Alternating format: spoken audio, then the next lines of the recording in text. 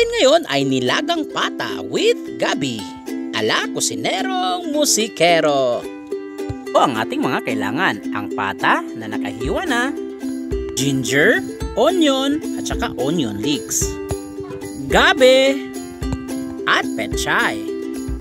Una, ilagay natin yung pork sa kaldero at lagyan natin ito ng kaunting tubig.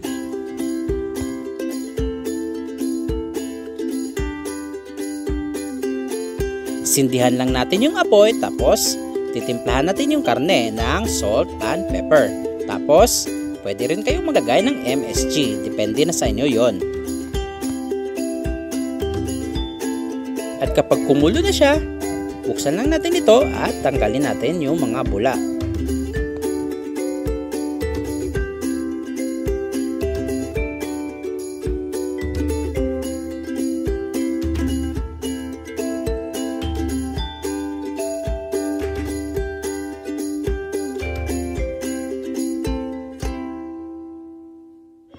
Takpan lang natin ito at pahinaan ang apoy.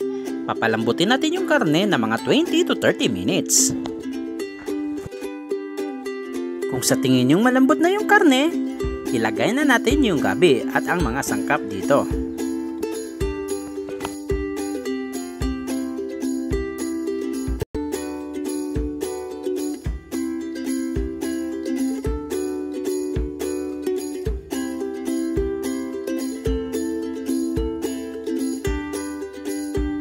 Lagyan natin ito ng sabaw, tapos pakuluin ito at palambutin yung gabi ng mga 10 to 15 minutes.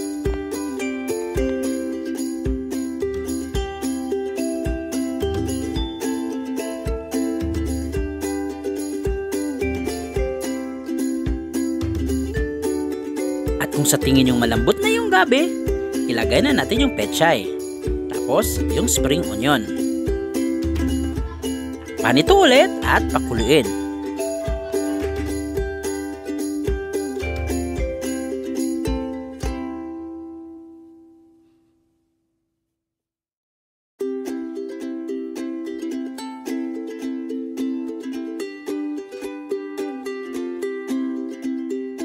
At kapag kumulo na ito, patayin na natin at pwede na itong ihain.